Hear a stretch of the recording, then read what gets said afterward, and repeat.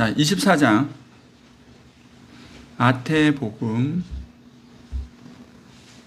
24장 30절 31절 말씀을 우리 같이 보겠습니다. 마태복음 24장 30절 31절 말씀 찾으셨으면 같이 읽겠습니다. 그때에 인자의 징조가 하늘에서 보이겠고 그때에 땅의 모든 족속들이 통곡하며 그들의 인자가 구름을 타고 능력과 큰 영광으로 오는 것을 보리라.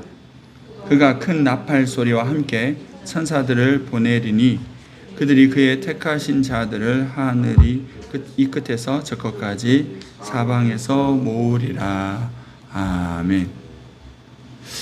자, 오늘은 저희가 이제 살펴볼 주제가 종말이라고 하는 주제입니다.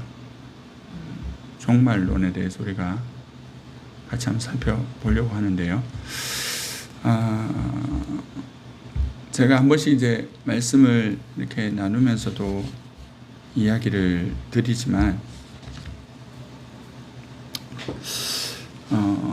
이 시대의 사람들이 전혀 생각하지 않는 것이 종말에 관한 것인 것 같습니다. 종말에 관해서요, 잘 생각을 하지 않아요. 그리고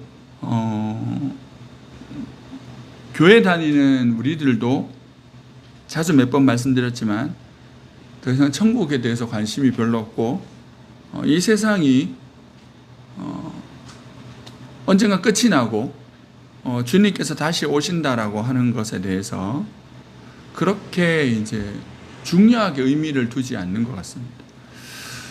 마치 이 세상에서 영원히 살 것처럼 이렇게 생각을 하고 우리가 살고 있는 이 좋은 세상이 계속 이렇게 될 것 같다고 믿는 것 같아요. 아닌데 그러는 어떤 우리들의 모습들이 있는 것 같습니다. 근데 성경은 오늘 본문에도 나오지만 분명히 예수님께서 구름을 타고 능력과 큰 영광으로 오시리라. 그리고 그 오는 것을 보게 된다라고 분명히 말씀하고 계십니다. 그리고 오늘 우리가 살펴보겠지만 이 마지막 날에 관한 이야기가 의외로 성경에 많이 나오고, 오늘 우리가 읽었던 마태복음 24장은 예수님께서 오시는 것에 대해서 생각보다 자세하게 기록을 해 놓았습니다. 어떻게 예수님 오시기 전에 어떤 일이 일어나고, 그리고 예수님께서 오시면 무엇을 하시는지에 대해서 이렇게 기록해 놓았기 때문에 우리가 이 말씀을 좀 오늘은 주목해서 보려고 합니다. 우리 지난 시간에 영적 전쟁이라고 해서 우리 같이 살펴봤는데요. 영적 전쟁은 예수를 믿는 사람들이라면 싫든 좋든 해야 되는 전쟁이라 했어요. 우리가 전쟁을 하게 되면 반드시 생각하는 것이 있는데 뭐냐면 반드시 끝이 있다. 두 번째는 승자와 패자로 나누어진다라는 거예요. 전쟁은 반드시 이것이 전제가 돼요. 계속되는 전쟁은 없어요. 전쟁은 언젠가 끝이 납니다. 끝이 나면 누군가는 승리했다고 기뻐하고 누군가는 패했다라고 눈물 흘리는 것이 전쟁입니다. 우리가 영적인 전쟁을 하고 있다라고 한다면 우리의 전쟁도 언젠가 끝이 나고 그 전쟁에 승자와 패자가 있을 거라는 겁니다. 이 전쟁의 마지막은 어떠하겠습니까? 이 전쟁의 마지막 결과는 어떠하겠습니까? 이 결과를 생각하고 우리가 살아야 한다는 것입니다. 그래서 오늘 말씀은 좀 중요한데요.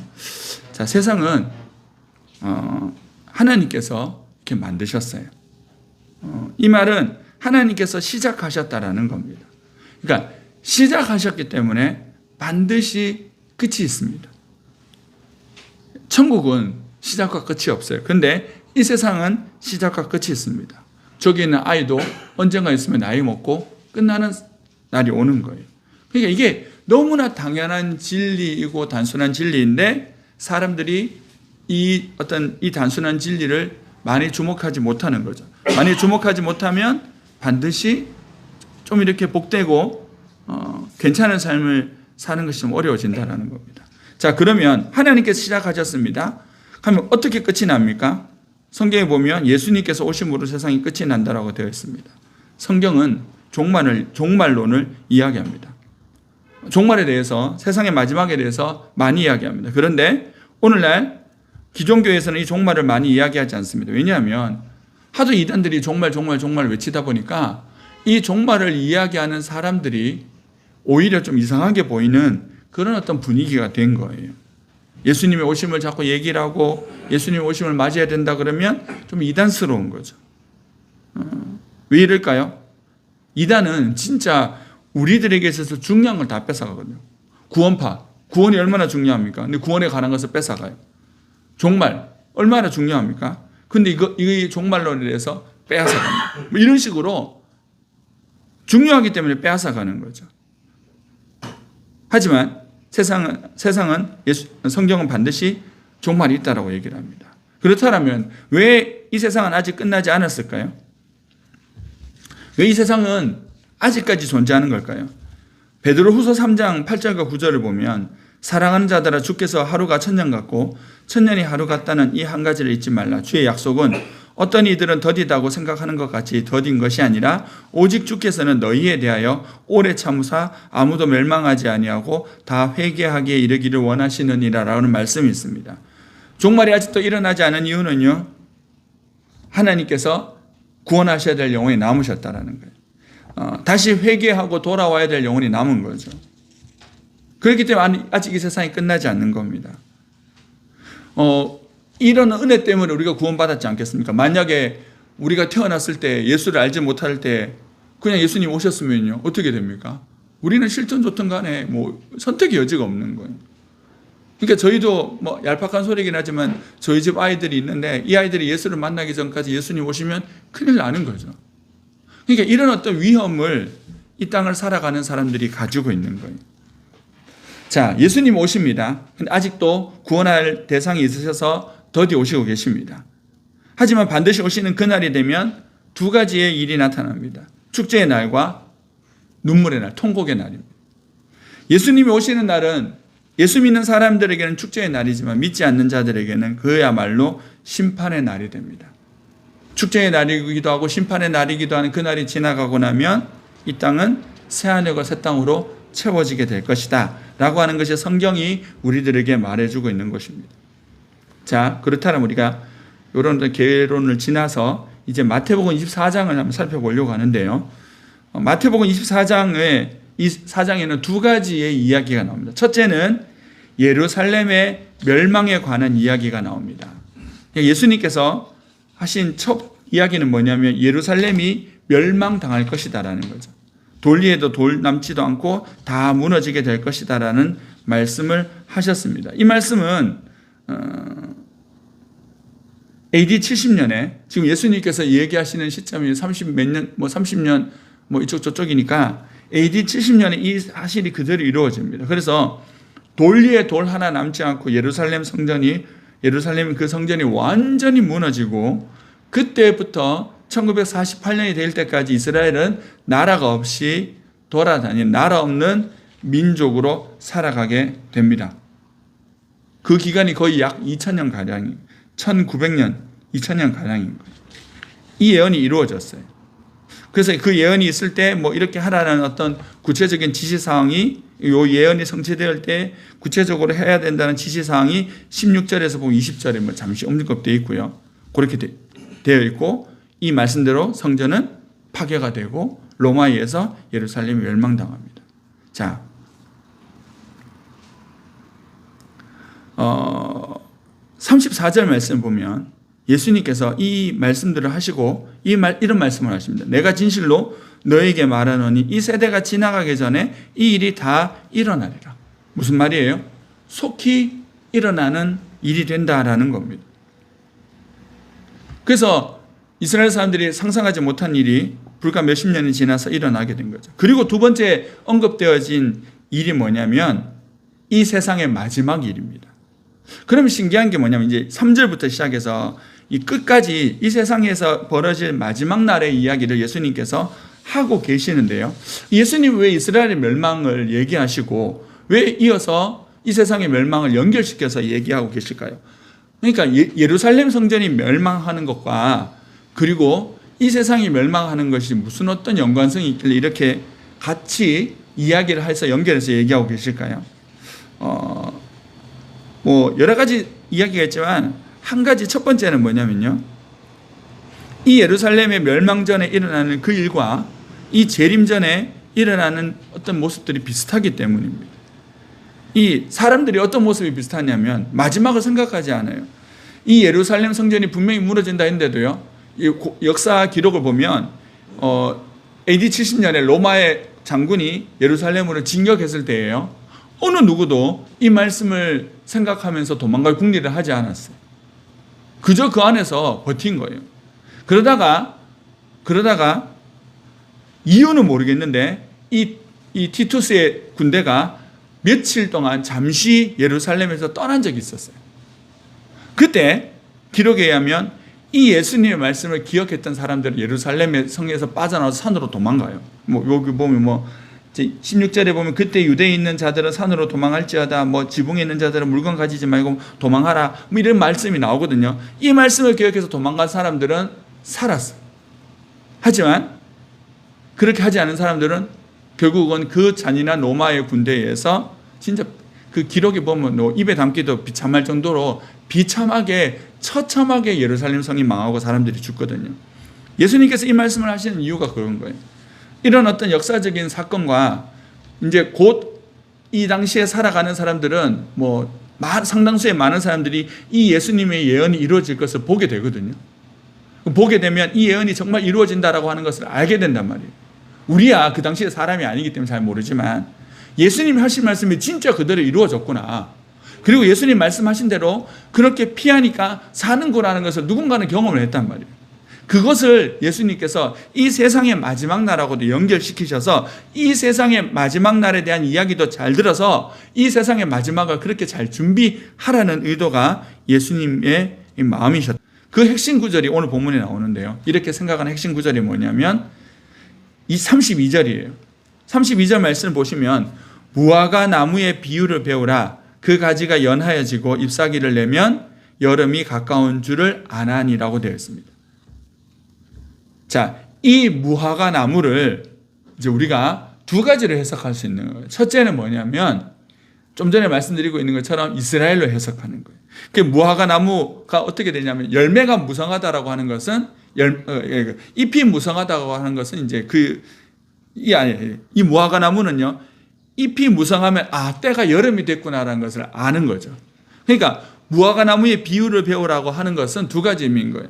잎이 무성하면 때를 분별하잖아요. 이제 여름이 되었구나. 누구든지 몰라도 그 온도가 어떤지 몰라도 잎이 무성한 거 보면 여름이 되었구나라고 하는 것을 분별하듯이 이스라엘이 회복되어지면 예수님의 때가 가까웠구나라고 분별하라고 그렇게 말씀하시는 것이 있고요. 그보다 훨씬 더 보편적인 해석은 이 무화과 나무의 비유가 의미하는 바 이 31절부터 32절인데 31절까지에 나오는 그 마지막 때가 가까웠을 때 일어나는 일들, 그 징조를 볼 때 생각하라는 거예요.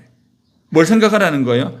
33절 이와 같이 너희도 이 모든 일을 보거든 인자가 가까이 곧 문 앞에 이른 줄 알라. 뭔 말인지 이해되시죠? 그러니까 이게요.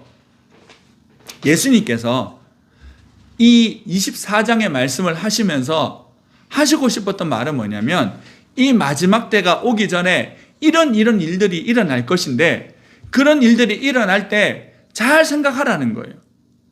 무화과 나무를 보면 누구와 할 것 없이 여름이 가까워 왔구나라는 것을 깨닫듯이 그런 일들이 일어나면 인자가 이제 이 세상의 문 앞에 와 있다라는 것을 생각하라는 거죠. 이제 그러니까 그 무화과 나무를 어떤 자연재해나 어떤 일어나는 수많은 일들로 해석하는 사람이 있고 이것을 이스라엘의 독립으로 해석하는 사람이 있다라는 거예요. 어찌됐든 간에 결국은요, 이 마태복음 24장에 있는 일들이 이스라엘의 독립을 생각하는 사람들은 이미 그 일이 50년 전에, 70년 전에, 80년 전에 일어났어요. 그리고 우리가 좀 이따 살펴보겠지만 예수님께서 말씀하신 그 마지막 때의 일들이 지금 일어나고 있어요.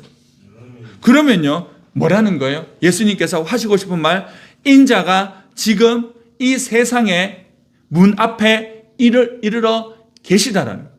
예수님께서 이 세상의 끝에 서 계신 줄 알라라는 거죠. 그게 예수님께서 이 예언을 하시는 이유예요. 그리고 어떻게 하라고요? 준비하라고.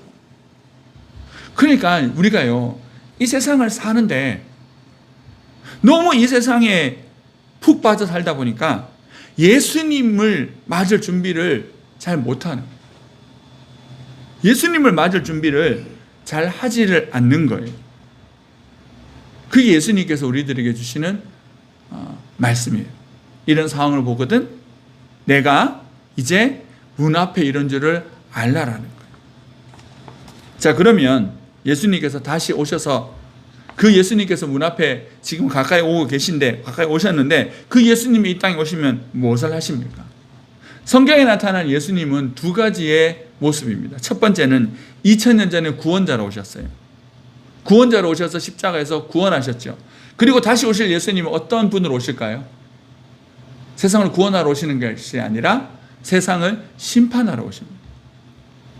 그래서 이 심판이 누군가에게는 위로와 보상이고 누군가에게는 멸망이 되는, 끝이 되는 거예요. 먼저 살펴볼 것은 구원자 예수님입니다. 예수님은 25절 26절을 보면 그러나 그가 먼저 많은 고난을 받으며 이 세대에게 버림받아야 할지니라 라고 말씀하셨어요. 자, 이 많은 고난을 받은 것이라고 하는 것은 우리가 잘 알듯이 십자가죠.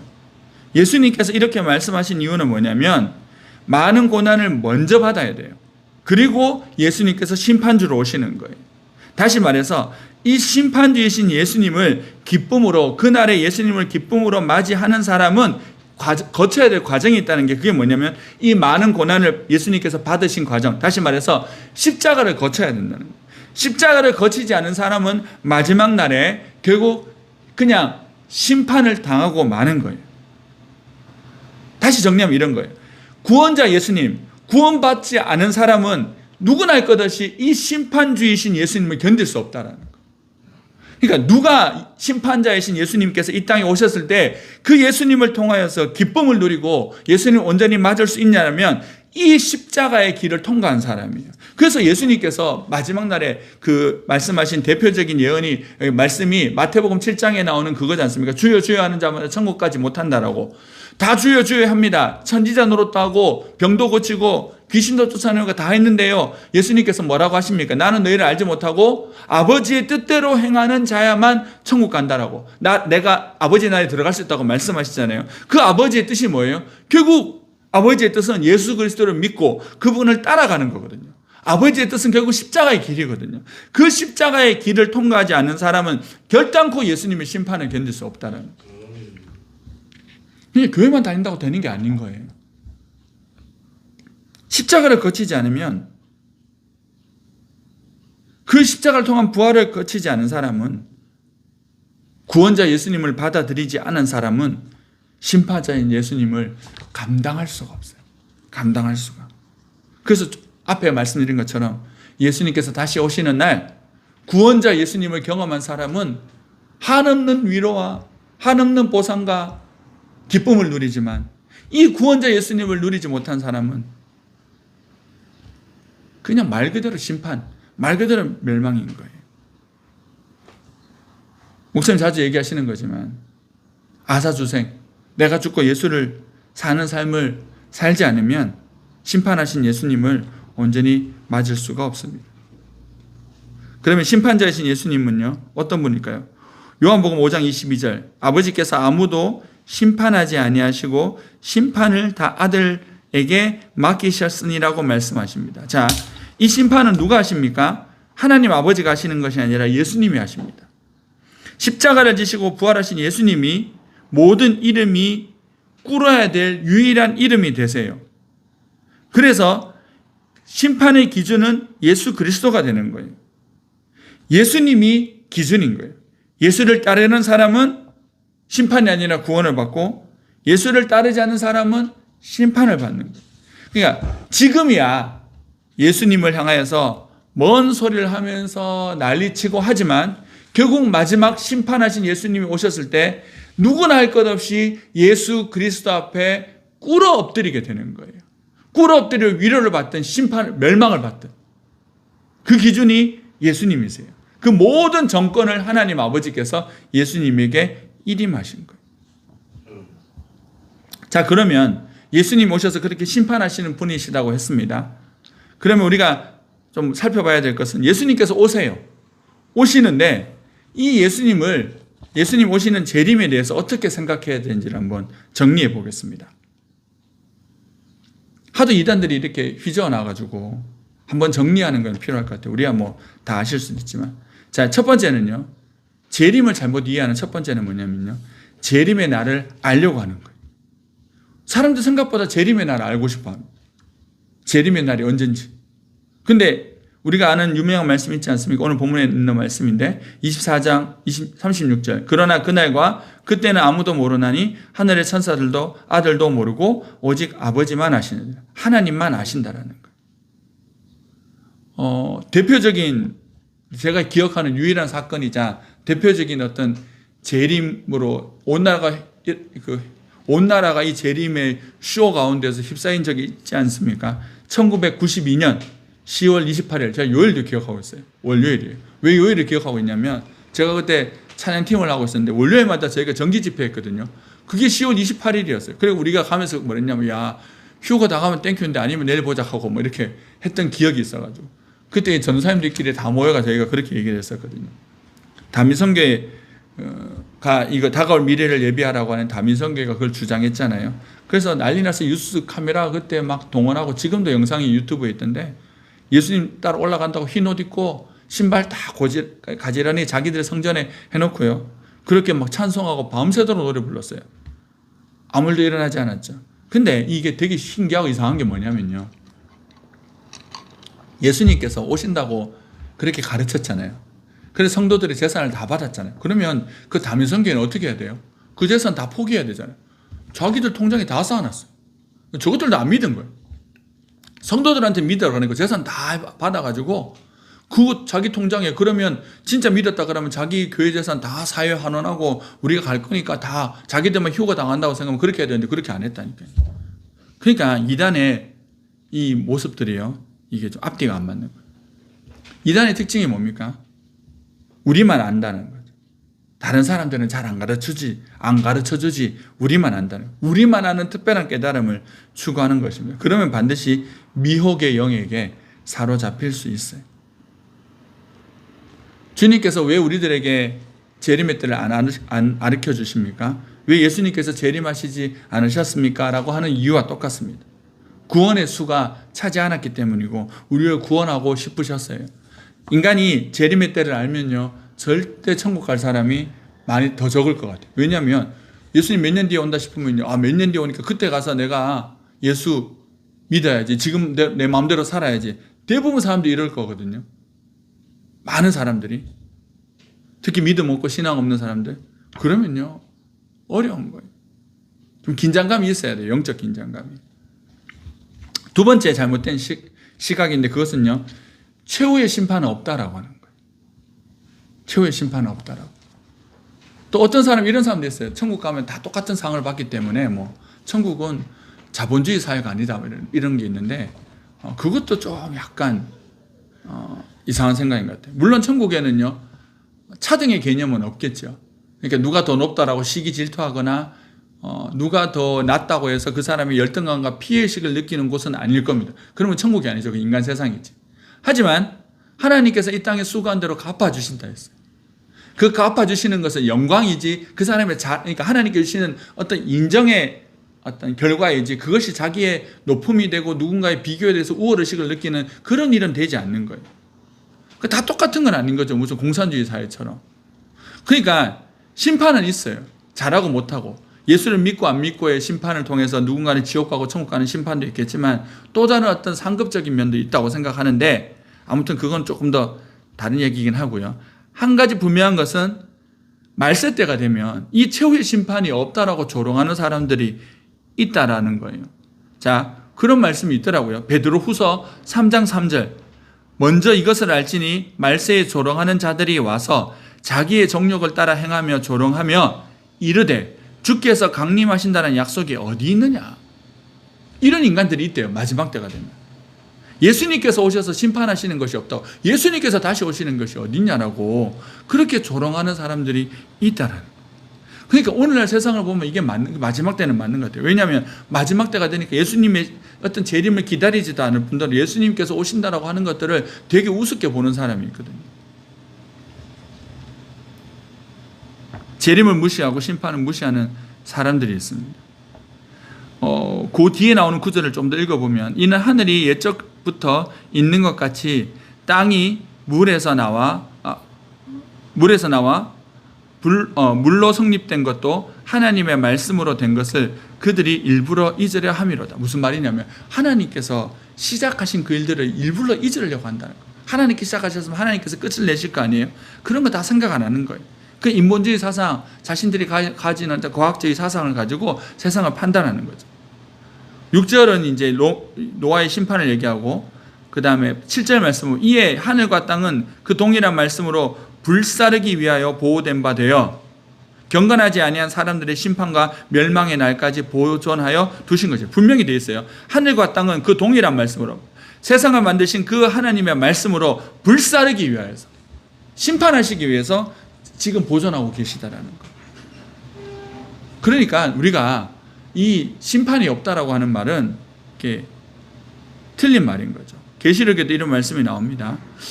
계시록 20장 12절 또 내가 보니 죽은 자들이 큰 자나 작은 자나 그 보좌 앞에 서 있는데 책들이 펴 있고 또 다른 책이 펴졌으니 곧 생명책이라 죽은 자들이 자기 행위를 따라 책들에 기록된 대로 심판을 받으니 바다가 그 가운데 죽은 자들을 내주고 또 사망과 음부도 그 가운데서 죽은 자들을 내주매 각 사람이 자기의 행위대로 심판을 받고, 분명히 심판을 받는다는 내용이 있어요. 그리고 어떻게 됩니까? 사망과 음부도 불못에 던져지니 이것은 둘째 사망 곧 불못이라. 누구든지 생명책에 기록되지 못하는 자는 불못에 던져지리라. 성경은 분명히요, 최후의 심판이 있대요. 이 땅에 태어나서 존재하는 모든 사람은 결국 이 최후의 심판 때를 맞이하게 된다라는 겁니다. 세 번째예요. 이단들이 많이 얘기하는 것 중에 하나인데 뭐냐면요, 14만 4천 명이라고 하는 숫자를 실제의 수로 생각하는 거예요. 이건 상징적인 수죠. 우리가 잘 아시겠지만 완전한 수의 곱하기인 거예요. 지금 세계 인구가 70억이고요. 이때까지 존재했던 모든 인구를 했을 때 14만 4천 명밖에 된다 그러면 천국은 누가 들어가 앉아있을까요? 아담 이래로 지금까지 존재한, 어떤 학자들이 얘기하는데 노아 시대 때 그 일어났던 홍수로 망했던 사람들의 숫자가 오늘날만큼은 아니지만 거의 준하는 숫자였을 거라 하거든요. 왜냐하면 900년 살면서 계속해서 애들을 낳으니까. 계속 낳으니까요. 그럼 그 많은 사람들이 다 그 이후에 태어났던 모든 사람들이 다 천국을 못 간다라고, 24만 4천 명밖에 구원 못 받는다라고 한다면 이게 좀 이상한 소리인 거죠. 이거는 완전한 숫자를 얘기하는 겁니다. 상징적인 숫자가 아니라. 그런데 이단은요, 이거를 실제적인 숫자라고 얘기를 합니다. 특히 어디서 그렇게 얘기하냐면 신천지요. 신천지가 웃기는 게 14만 4천 명을 얘기했어요. 얘기했는데 생각보다 지금 신천지 숫자가 얼마인지 아십니까? 30만이 넘어요. 38만 그러는 사람도 있고. 어마어마한 숫자예요. 그러니까 14만 4천 명이 구원받는다 해서 모았는데, 그래서 그 안에 들어가기 위해서 애들하고 다 모았는데 이게 생각보다 너무 빨리 넘어버린 거예요. 부흥이 너무 잘 돼가지고. 그래서 얘네들이 교리를 바꿉니다. 14만 4천 명의 숫자를 넘었는데 아무 일도 예수님도 오시지 않고 아무 일도 일어나지 않으니까 얘들이 어떻게 바꾸냐면 참된 거듭난 자, 참으로 거듭난 14만 4천 명이 차야지 예수님 오신다라고 하는 거예요. 그래서 30만이 넘어갔음에도 불구하고 예수님 안 오시는 것은 뭐냐면 이 중에 하여튼 14만 4천 명의 참된 신자가 없다라고 그렇게 교리를 바꿉니다. 그러니까 이 14만 4천 명을 주장한다는 것 자체가 오류인 거예요. 왜냐하면 이것은 상징적인 것이지 절대적인 숫자가 아닌 거예요. 또 하나 이 14만 4천 명이 시사하는 바는 뭐냐면 하나님께서 정하신 수가 있다라는, 하나님께서. 좀 전에 얘기했잖아요. 우리가 나눴지만 이방인의 수가 차기까지 유대인을 버려줄 거라고. 하나님께서 한 영혼이라도 회개케 하시기 위해서 그렇게 하실 거라고. 그러면 하나님께서 생각하시는 숫자가 있다라는 거예요. 그 수가 차면 어떻게 됩니까? 예수님께서 이 땅에 임하시게 됩니다. 그래서 이렇게 많은 어떤 선교사님들이요, 이런 어떤 예수님의 오심을 기다리면서, 인간적인 생각이긴 한데, 빨리 많은 영혼들 구원하고 빨리 땅끝까지 가서 이 온 땅에 있는 복음을 듣지 못한 사람들에게 빨리 선교해서 복음을 듣게 하심으로 예수님께서 오셨으면 좋겠다라고 해서 그런 어떤 마인드로 선교하시는 선교사님들 계세요. 뒤에도 얘기하겠지만 이 지금 이제 온 땅에 복음이 전해지면 예수님께서 오신다 하셨잖아요. 지금 이제 예수의 복음을 들어보지도 못한 미전도족들이 얼마 정도 될 것 같아요? 10% 안 됩니다. 5% 안 돼요. 한 2, 3% 남았어요. 그렇게 많이 남지 않았어요. 그래서 이제 이제 이 선교사님들이 막 박차를 가하는 거예요. 예수님 오실 때가 됐다라고. 그런데 꼭 그것만 아니더라도 지금 마태복음 24장에 일어나는 이 예수님께서 오실 것 같은 이 징조들이 오늘날 우리들에게 많이 일어나고 있습니다. 자, 그러면 마지막 날 일어나는 징조가 뭘까요? 첫 번째, 다니엘서 12장 4절. 다니엘서 12장 4절 말씀 보면 이런 말씀이 있습니다. 다니엘아, 마지막 때까지 이 말을 간수하고 이 글을 봉합하라. 많은 사람이 빨리 왕래하며 지식이 더하리라. 자, 이거 딱 들으시면 감이 오죠. 빨리 왕래해요. 이제는 지구를요, 하루면 돌 수 있어요. 지식이 많아진대요. 자, 인터넷이 상용화되기 전까지의 지식이 늘어나는 숫자는요, 지식이 2배가 되는. 그러니까 이 세상 사람들이 공유하는 지식이 2배가 되는데 걸리는 시간은요, 4년, 5년, 10년 정도 되는 때가 또 있었대요. 근데 인터넷이 발견되므로 인해서 인터넷이 1997년도인가 그때부터 이제 상용화되고 막 보급화되기 시작했는데 그때부터요, 이 정보의 양이 2배가 되는 속도가요, 그 인터넷이 발견된 지 1년이 채 안 돼서 그 달 단위로 줄어들더니 지금은요, 그 분단위예요, 분단. 지식이 늘어나는, 지식이 2배가 되는 게. 우리가 가만히 보시면 인터넷 때문에 쓸데없는 거 너무 많이 알아요. 쓸데없는, 몰라도 되는 정보들. 몰라도 되는 것들을 하루 종일 보고 있다니까요.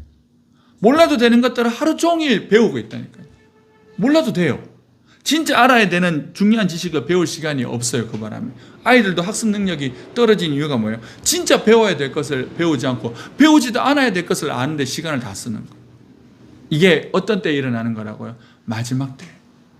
빨리 왕래하고 쓸데없는 지식으로 가득 차게 되는 거예요. 두 번째는요, 여러 재난들이 나타납니다. 마태복음 24장 7절 8절. 민족이 민족을, 나라가 나라를 대적하여 일어나겠고, 이거 좀 이따 나오지만 전쟁 이런 거 나오고요. 곳곳에 기근과 지진이 있으리니 이 모든 것은 재난의 시작이니라. 자, 예수님께서 분명히 얘기하셨어요. 이런 일들이 일어나면 재난이 시작되는 거라고. 그 구체적인 재난은 계시록을 참고하면 우리가 알 수 있습니다. 어떤 일이 일어난다고요? 전쟁이요. 전쟁의 빈도가 굉장히 잦아집니다. 19세기 들어오고 나서 놀라운 일이, 20세기 들어오고 나서 놀라운 일이 뭡니까? 세계대전이 2번 일어났다. 그 전까지는 싸웠지만 다 국지전이었어요. 근데 20세기 들어와서 유럽의 전쟁에 아메리카에 있는 미국까지 들어와가지고 전 세계 대전이 돼버렸어요. 수많은 사람이 죽었어요. 왜 세계대전이 일어난 줄 아세요? 과학기술의 발달 때문에. 인간들 산업혁명이 일어나고 사람들이 살기 좋은 세상을 만들고 난 다음에 그 만들고 난 것의 결과가 뭐냐면 전쟁이에요. 전쟁. 그 전쟁을 통해서 수없는 사람들이 죽었잖아요. 지금도 우크라이나와 러시아는 전쟁 중인데 거의 반세계대전처럼 해가지고 막 서방의 국가들이 우크라이나에게 무기를 대고 러시아는 중국과 연합해가지고 전쟁하고 북한까지 끌어들여가지고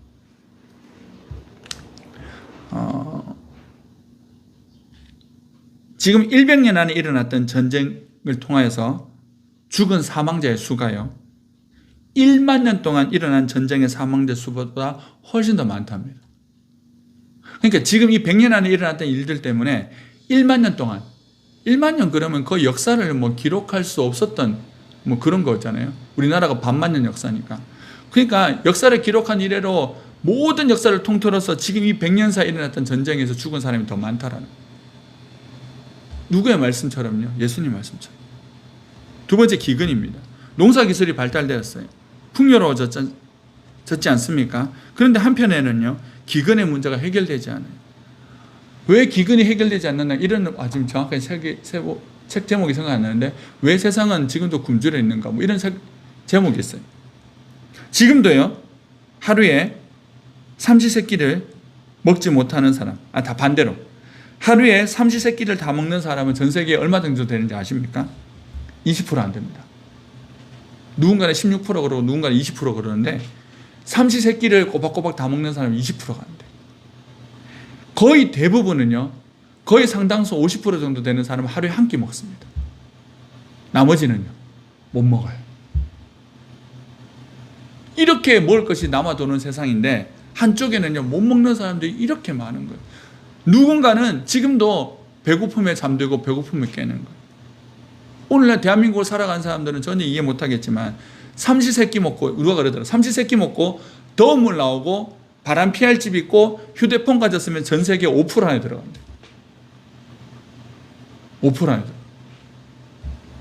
전 세계 70억 명 중에 5% 안에 들어가는 부유한 사람들이라는 거예요. 그렇게 따지고 보면 우리가 자꾸 이게 뭐 없다, 부족하다 하는 것은 상대적인 박탈감이지. 이 70억이라는 이 지구를 통해서 우리가 비교해 보면 우리는 막 감사를 맨날 뭐 10,000가지 감사한다고 우리가 목사님 말씀하시지만 10,000가지 맨날 감사해도 해도 끝도 없는 감사 속에 살아가는 삶이다라는 거죠. 그런 기근들이 지금도 일어나고 있습니다. 세 번째, 지진인데요. 70년간 세계 각지에 일어났던 7.0 이상의 규모의 지진의 빈도는 600여 회가 된다는 거예요. 600여 회. 이 지진이 갈수록 커져요. 일본의 학자들이 지금 두려워하는 것이 있는데 뭐냐면, 도쿄 대지진이 9.0이 일어나가지고 완전 후쿠시마 원전 터지고 난리 났잖아요. 그보다 훨씬 더 센 지진이 30년 안에 일본을 본토에 온다는 거예요. 이 뉴스를 접하고 나서, 그러면 일본 가까이 있는 도시들은요, 부산이나 우리 뭐 통영도 마찬가지지만 이 도시들 안전할까요? 이게 그 일본이 걱정하는 바예요. 30년 안에 이런 지진이 올 것 같다는 징조가 보이는데 대책이 없는 거예요.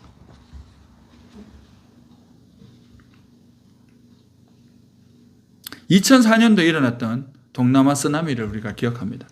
시속 600km나 되는 파도가 밀려 나와서 8만 명이 죽었어요. 8만 명.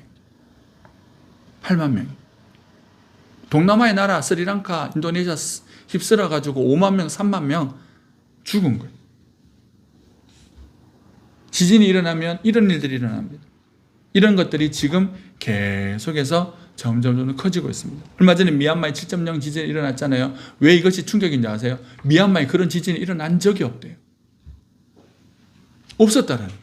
저희 어릴 때만 해도 한국은 지진 안전지대라고 배웠어요. 일본은 난리 나도 대한민국은 지진대에서 벗어나 있기 때문에 전혀 괜찮다고 했어요. 근데 우리가 포항에서 일어난 어떤 지진으로 시작해서 지금은 계속 이제 지진이 일어나잖아요. 더 이상 대한민국도 안전지대가 아니다라는 거예요. 이게 그냥 과학적으로 그런 게 아니라 예수님께서 하신 말씀처럼 전 세계가 이제 지진으로 위협되고 있는 거예요. 그 70년간, 그래서 우리 태국 선교사님, 이영재 선교사님이 계시는 그 치앙마이에요. 지진이 일어난 적이 없는, 거기까지 3.5, 4.0의 지진이 왔습니다. 치앙마이 공항에 있던 사람들이 거기서 이게 건물이 흔들려가 다 밖으로 피하라 그래가 도망 나갔대잖아요. 한 번도 그런 적이 없었다라는 거.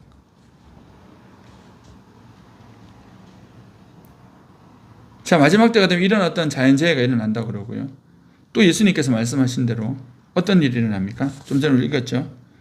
민족이 민족을, 나라가 나라를 대적하여 일어나겠고 사람들끼리 싸우는 것. 마지막 때가 되면요, 적대적 인간관계가 늘어나요.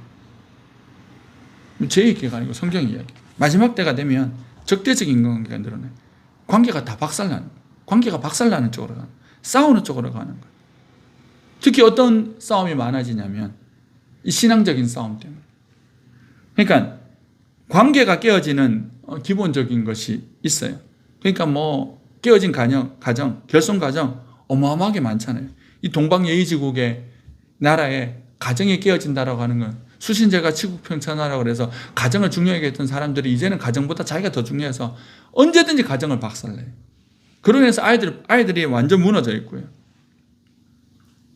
이웃 간의 관계는 더 이상 뭐 옛날 같은 관계가 아니고 옆에 누가 사는지 저희도 그러는데 뭐 아파트에 사니까 누가 사는지 몰라요. 앞뒤로 누가 사는지도 모르고 관심도 없고 그냥 독고다이. 우리나라 어떻습니까? 남녀노소, 지역, 세대, 계층 할 것 없이 다 갈등이잖아요. 이게 왜 이런 일이 일어난다고? 이게 마지막 때에 나타나는 징조 중에 하나라는. 사람들을 소외시키고 막 죽이는 거예요. 애들이 옛날보다 사람들이 악해요. 사람들을 막 소외시켜요. 따시켜요. 아이부터 어른까지. 민족들끼리 나라들끼리 계속해서 싸웁니다. 그리고 어떤 일이 벌어진다고요? 종교적인 갈등. 종교적인 갈등. 결국 이 마지막 때 3차 대전이 일어난다면 그것은 다른 것 때문이 아니고 종교 갈등이라고 얘기하는 사람들이 있거든요. 아마겟돈 전쟁이 일어난다고 믿는 그 이스라엘 지방에서 일어나는 전쟁은 뭐예요? 그거잖아요. 하나님과 알라의 싸움이거든요. 이슬람과 기독교, 유대인 이 싸움이거든요. 코로나 때만 봐도 그래요. 그렇습니다. 우리 온 나라가요 미워한 대상이 있어요. 그 교회예요. 교회. 소상공인 이런 사람들은 불쌍하겠지만 교회는요. 뭐 작은 교회는 큰 교회는 할 것 없이 교회가 타켓인 거예요. 교회가 코로나의 온상인 것처럼 미디어가 조장하고 그렇게 해서 사람들이 인식이 되니까요. 교회 다니는 사람들. 그래서 제가 참 안타까웠던 게 뭐냐면 적은교회 사역할 때 아이들이 한 30명 정도가 막 넘어갔거든요. 중고등부. 그중에 3분의 2 이상이 교회 처음 나온 애들이었어요. 그리고 그중에 어떤 엄마는 이제 자기 아이가 교회 오니까 저한테 전화도 하고 인사도 하고 잘 부탁한다고 그렇게 친절하게 대하시던 분이 코로나 이후로 태도가 완전 바뀌어요. 애가 가는 거예요. 우리 엄마 교회 얘기하면 막 일을 간다고. 일을 간다고. 그러니까 이 완전 바뀐 거예요. 타켓이 교회가 돼가지고 어떤 총알바지가 교회가 돼가지고 이런 일들이요 막 일어나요. 뒤에도 나오겠지만 마지막 때에 이 신앙 때문에 고난을 겪게 되는 일들이 많아진다는 겁니다. 이 신기하게 100년 사이 기록들은요 그 전에 있던 모든 기록을 깨는데 예수님 승천 이후에 신앙 때문에 순교당한 사람의 숫자보다 20세기를 시작하고 순교당한 이 100년 사이에 예수 믿는 것 때문에 죽임당한 사람의 숫자가 월등히 많습니다. 월등히 많아요. 핍박의 시대예요. 우리나라가 없어서 그렇지. 근데 우리나라가 이런 징조들이 막 보이잖아요. 뭐 차별금지법 그러고 이제 반기독교적 정서가 막 나타나면서 둘 중에 하나거든요. 이 흘러가는 정서에 타협을 해서 기독교가 슬슬 미국 기독교처럼 유럽 기독교처럼 스며들어서 타협을 해서 쇠퇴하든지 아니면 싸우든지. 이게 다 마지막 때에 나타나는 증거라는 거. 마태복음 24장 12절에 보면 불법이 성함으로 많은 사람의 사랑이 식어지리라. 불법이 많아지는 거예요. 여기 말하는 불법은 하나님의 법을 무시하는 것을 얘기합니다. 불법이 많아지니까요. 뭐가 사라진다고요? 사랑이 사라지는 거예요. 오늘 이 시대는요. 불법이 많아졌어요. 불법이 많아진 지 어떻게 압니까? 말씀에 근거한 사랑이 없잖아요. 그러니까 사랑이 사라진 시대예요. 인터넷이나 유튜브 들어가 보면요. 다 죽이는 말들이고 죽이는 이야기들. 용서, 화해 뭐 이런 거 없습니다. 모든 사람들이 사랑보다는요. 자기 원하는 욕심에 집중되어 있습니다. 집중되어 있어요. 돈이면 뭐 사람을 사고 팔고 죽이고 뭐 하는 거 전혀 눈 하나 깜짝하지 않는 그런 시대가 되었어요. 또 하나 나타나는 것은요. 뭐냐면 가짜 그리스도인들이 일어납니다. 많은 이단들이 나타납니다. 마태복음 24장 24절 5절 24장 4절과 5절 보면요. 우리가 좀 주의 깊게 봐야 되는 말씀이 있는데 예수께서 대답하여 이르시되 너희가 사람의 미혹을 받지 않도록 주의하라. 사람의 미혹을 받지 않도록 주의하라 그랬어요. 왜 그러냐면 많은 사람이 내 이름으로 와서 이르되 나는 그리스도라 하여 많은 사람을 미혹하리라. 자기가 그리스도라고 해서 미혹하는 그런 사람들이 나타난다는 겁니다. 이단들의 전도 대상은 누굽니까? 우리 같은 기존 신자들이에요. 기존 신자들, 교회 붙어 있는 사람들이 그런 거예요. 왜 이렇게 합니까? 24장 24절 보면요, 무서운 말씀이 있어요. 거짓 그리스도인들과 거짓 선지자들이 일어나 큰 표적과 기사를 보여 할 수만 있으면 택하신 자들도 미혹하리라. 자, 어떤 사람을 미혹해서 끌고 간다고요? 구원받는 사람들, 예수 믿는 사람들조차도 유혹해서 끌고 갈 거라는 거. 이단의 타겟은 여기 있어요. 그러니까 지금 수많은 신천지나 JMS나 이렇게 우리나라 이름난 그 모든 이단들에 있어서 있는 사람들은 새로 전도되어 간 사람은 별로 없습니다. 거의 대부분이 기존 신자들이에요. 왜 그럴까요? 그 신자들이 포섭된 이유는 두 가지예요. 공동체가 성경적이지 않았기 때문이고, 결국은 말씀을 가르쳐 주지 않았기 때문에, 이 두 가지 때문에 다 넘어간 거예요. 이단들은 정말 친절하거든요. 이단들은 정말 사랑 많거든요. 그 JMS, 우리가 보기에는 그 진짜 호랑말코 같은 이단한테 젊은 애들 왜 꽂히냐면, JMS 애들이 정말 젠틀하고 애들한테 정말 잘해줘요. 깜빡 죽을 정도로 잘해준다니까요. 그리고 막 예쁜 애들 다 가가지고 남자애들 홀리는 거예요. 신천지도 그런 전도 포서법을 쓰거든요. 예쁜 애들 대학생들한테 풀어가지고 끌고 오라고, 데려오라고, 사귄다 그래가지고. 그러니까 오늘날 교회 안에 사랑 없는 문제, 진리를 가르치지 않고 세상의 헛된 세상의 기준의 복음으로 세팅시켜서 가르치는 문제는 심각한 문제인 거예요. 그 사람들이 다 미혹되면 이단으로 빠지는 거예요.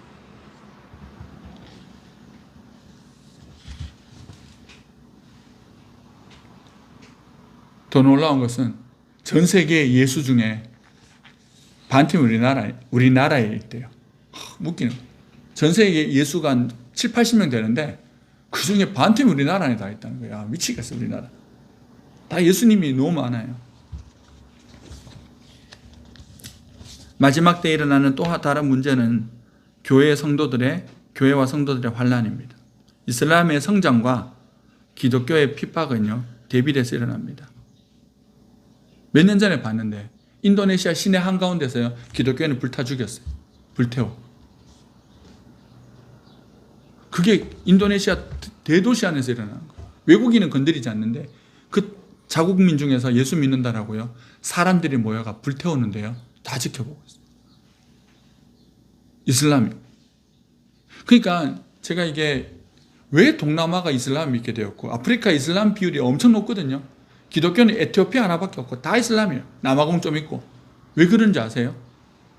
이게 오늘날 안타까운 똑같은 거. 이슬람으로 다 넘어간 이유는 뭐냐? 기독교가 싫어서 그래요. 기독교가 싫어서. 왜 기독교가 싫을까요? 서구 열강에 들어가서 그 미친 짓을 한 거예요. 걔들을 그렇게 괴롭힌 거예요. 근데 그렇게 괴롭혀놓고 주일날 가서 자기들끼리 목사 앉혀놓고 예배드리고 기도하고 헌금하고 선교사라 와서 복음 전하니까 너가 전하는 복음 따위 듣기 싫다. 그래서 이슬람 쪽으로 다 넘어갑니다. 기독교가 싫으니까. 동남아도 마찬가지예요. 이슬람이 판을 친 곳은 대부분 다 서구 열강에 의해서 지배를 당했던 곳이에요.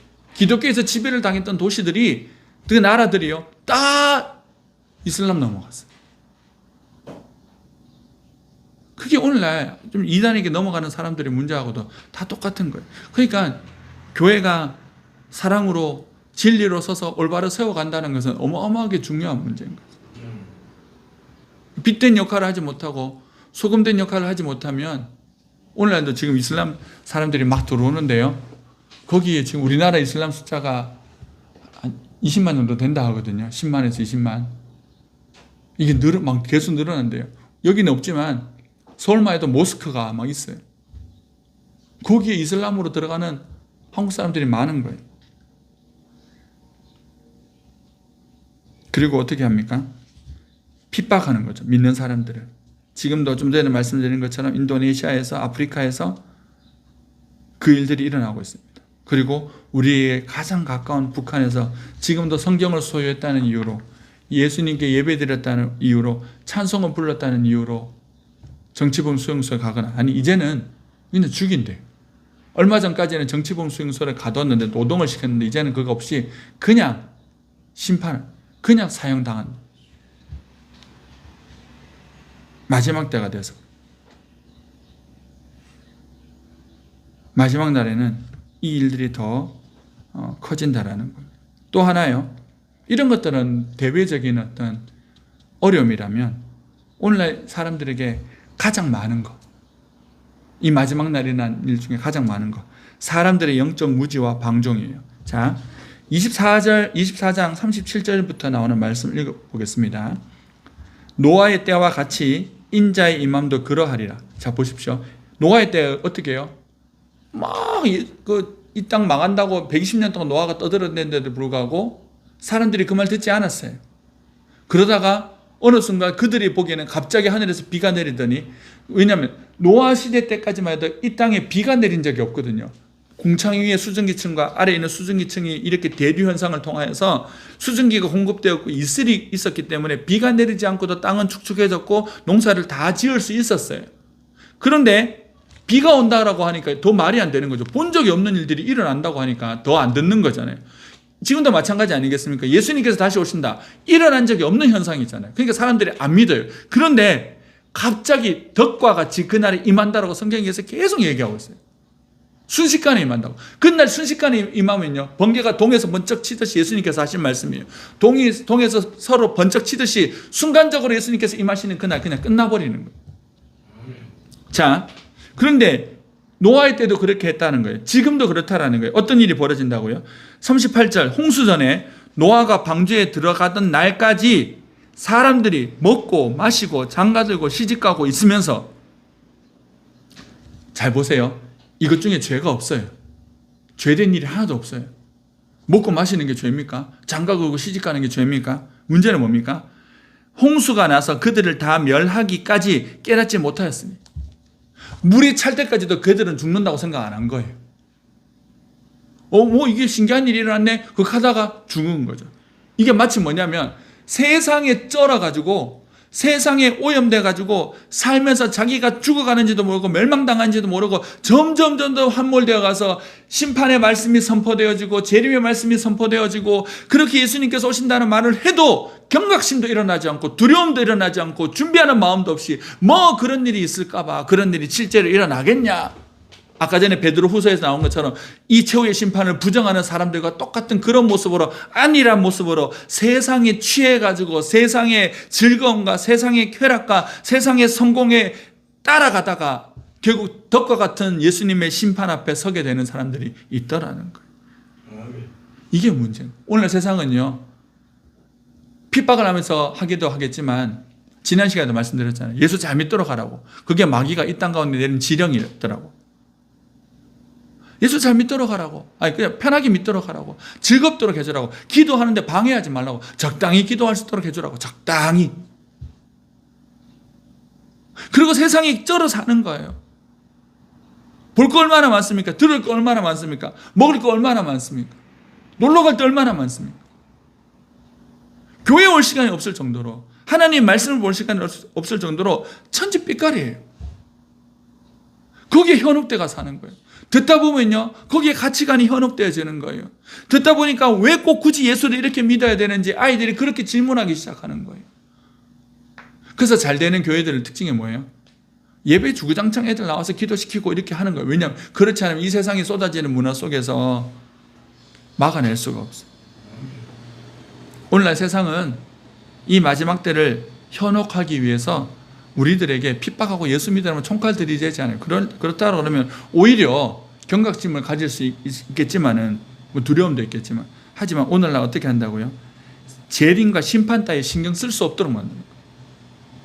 재림과 심판 따위 신경을 안 쓰도록 만드는 거예요. 그런 게 어딨냐고. 예수 믿는 사람들도요, 그런 생각 별로 안 해요.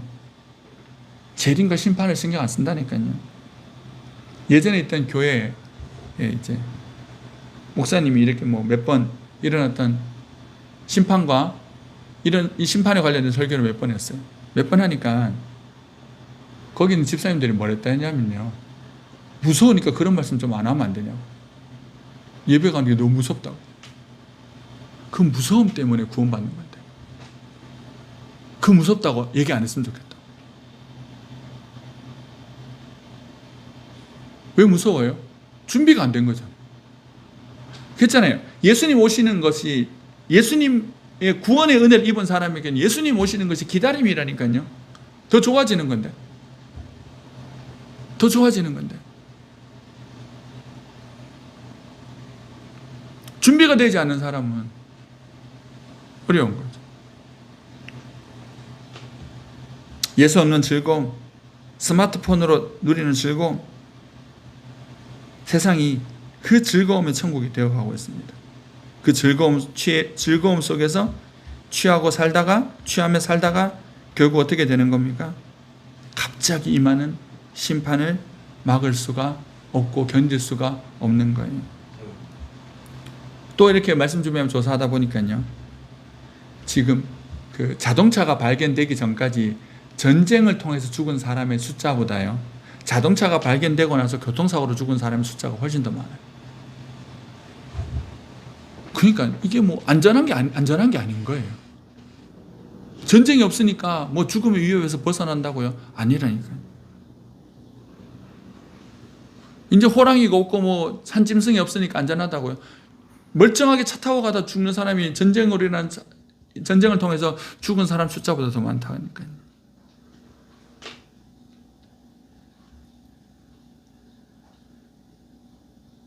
우리 안에 늘 이런 경각심이 있어야 돼. 자, 또 하나는 뭐냐면, 마지막 때가 되면 세계 복음화의 절정이 나타난다고 합니다. 무슨 말이냐면, 이제 복음이 막 널리 게 순식간에 막 퍼지기 시작하는 거예요. 말씀드렸잖아요. 미전도 종족이 몇 프로 남지 않았더라고. 이 100년 사이에요, 수많은 성령의 역사들이 막 일어났어요. 각 나라 곳곳처처에, 심지어는요, 선교사가 없는 지역에는 환상과 기적을 통해서 예수님이 하늘에 막 나타나요. 그러니까 한 부족이 예수를 막 믿는 거예요. 그런 일들이 100년 사이에 어마어마하게 나타났어요. 역사 기록이 있었잖아요. 이 100년 동안 전 세계를 통해서 부흥의 역사가 이렇게 일어났던 적이 역사의 기록이 없다고요. 영국에서 일어났던 것이 미국에서 일어나고, 미국에서 일어났던 게 아시아에서 일어나는 일들이 없었어요. 왜 그럴까요? 마지막 날이 되면 요엘서의 말씀처럼 마지막 때가 되면 뭐 한다고요? 자녀들이 예언하고 아비들이 꿈을 꾸고 노인들이 환상을 보는 일들이 벌어진다라고 말씀하셨잖아요. 그래서 얼마 전까지만 해도 오순절 성령의 역사는 그 순복음의 성령의 역사는요, 그들만의 역사였어요. 그런데 이게 성령의 역사가 널리 퍼졌어요. 물론 이것을 안 좋아하는 사람도 있지만 그만큼 때가 가까웠으니까 성령의 역사가 센 거예요.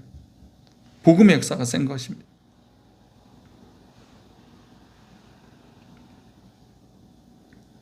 그리고 또 하나 좋은 점은 뭐냐면, 이 시대가 빨라졌기 때문에 문명의 발달로 복음 전하기가 쉬워졌어요. 이제는 선교사님들 어떻게 복음 전하냐면 인공위성 가지고 그냥 그 예수가 없는 지역에 그냥 방송을 쏴버려요. 그리고 또 하나 이게 찬스가 왔는 게 뭐냐면, 이 전 세계가 소통되는 바람에 지금 우리나라에 이슬람 숫자가 20-30만이 들어와 있다 했잖아요. 아니, 이슬람 노동자 숫자가 엄청 많거든요. 많이 들어와 있거든요. 그러니까 이게 뭐냐면, 이제는 가는 선교도 중요하지만 보내는 선교가 중요한 거예요. 무슨 말이냐면, 이들이 한국에 와 있기 때문에 한국 문화 속에서 복음을 접할 수 있는 기회가 되어졌어요. 그들의 나라에서 복음을 접하려면 용기가 필요한데 여기서는 그게 아니라고. 그러니까 여기 들어온 외국인들을 선교해서 이 사람들을 선교사로 만들어서 각 나라로 파송하는 작업들이 너무 중요한 거예요. 통영 안에 이런 일을 하는 교회가 없어요, 아직. 제가 알기로는 없는 거예요. 통영에 수많은 외국인들 들어와 있잖아요. 근데 이런 일들에 관심을 가지는 교회가 없어요. 그들을 위한 예배, 그들을 위한 복음을 전하는 장치들, 그들과 함께하는 성경무가 없어요. 그냥 다 방치해요.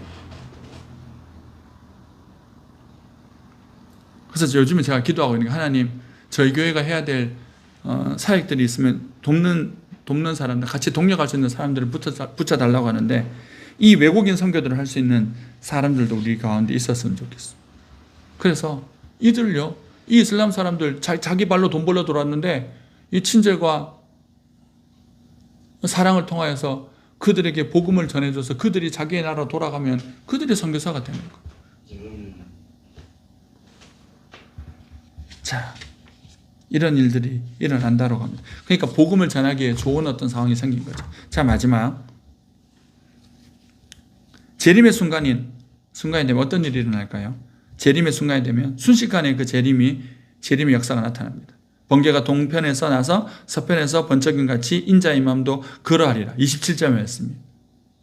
그리고 29절 보면 그날 환란 후에 즉시 해가 어두워지며 달이 빛을 내지 아니하며 별들이 하늘에서 떨어지며 하늘의 권능들이 흔들리리라. 이 세상이 무너질 거라는 거예요.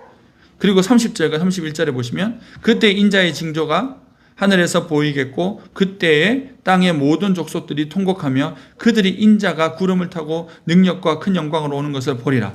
그가 큰 나팔 소리와 함께 천사들을 보내리니 그들이 그의 택하신 자들을 하늘 이 끝에서 저 끝까지 사방에서 모으리라. 어린아기로 오신 예수님이 다시 오실 때는 심판의 주로 영광의 왕으로 오셔서 그를 보게 되면 온 세계가 운다고 합니다.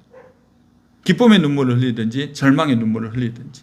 그리고 예수님 오시면 부활의 심판이 일어납니다. 데살로니가서 4장 16절과 17절 보시면 주께서 호령과 천사장의 소리와 하늘의 나팔 소리로 친히 하늘로부터 강림하시리니 그리스도 안에서 죽은 자들이 먼저 일어나고 그 후에 우리의 살아남은 자들도 그들과 함께 구름 속으로 끌어올려 공중에서 주를 영접하게 하시리니 그리하여 우리가 항상 주와 함께 있으리라.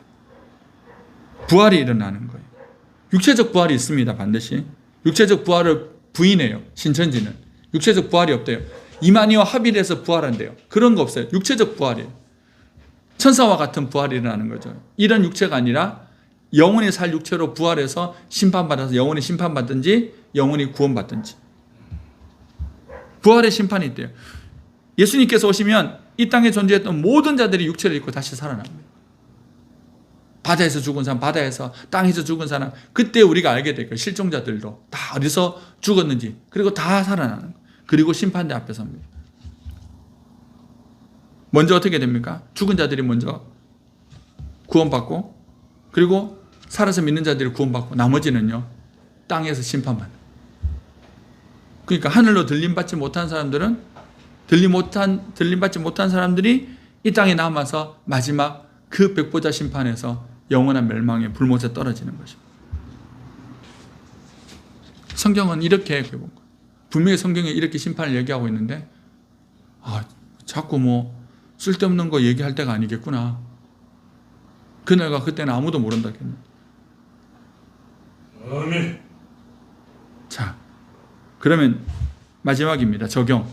그럼 이런 재림이 있고 심판이 있다고 했는데 우리는 어떻게 보내야 될까요? 첫 번째는요, 지금 살고 있는 삶을 충실하게 사는 겁니다. 종말을 잘못되게 준비하는 사람은 이 세상의 삶을 살지 않아요. 그래서 데살로니가 후서 보면 예수님께서 오신다라는 것들을 믿고 살아가는 사람 중에 일도 하지 않고 게을러가 맨날 있는 사람도 어떻게 해요? 사도 바울이 일하기 싫은 자는 먹지도 말라라고 그렇게 얘기를 하죠. 재림을 준비하는 사람은요, 자기의 삶을 충실하게 살아가는 삶입니다. 특별한 삶을 사는 사람이 아니라, 두 번째는요, 단순하게 살아야 돼요. 이 세상에 복잡한 데 휩쓸리면 안 돼요. 요한 1서 2장 15절, 이 세상이나 세상에 있는 것들을 사랑하지 말라. 누구든지 세상을 사랑하면 아버지의 사랑이 그 안에 있지 아니하니. 세상의 방식 따르지 않고 세상의 분주함 쫓지 않고 세상에 빠지지 않도록 살아가야 됩니다. 단순하게. 세 번째는요, 경건한 삶을 살아야 돼요. 베드로후서 3장 11절, 12절, 13절, 이 모든 것이 이렇게 풀어지리니 너희가 어떠한 사람이 되어야 마땅하냐. 이게 이제 위에도 재림에 대한 이야기가 나오는 거예요. 거룩한 행실과 경건함으로 하나님의 날이 임하기를 바라보고 간절히 사모하라. 그날에 하늘이 불에 타서 풀어지고 물질이 뜨거운 불에 녹아지려니와 우리는 그의 약속대로 의가 있는 곳인 새하늘과 새 땅을 바라보리로다. 어떻게 살아야 된다고요? 이런 때가 오기 때문에 경건하게 살아야 됩니다.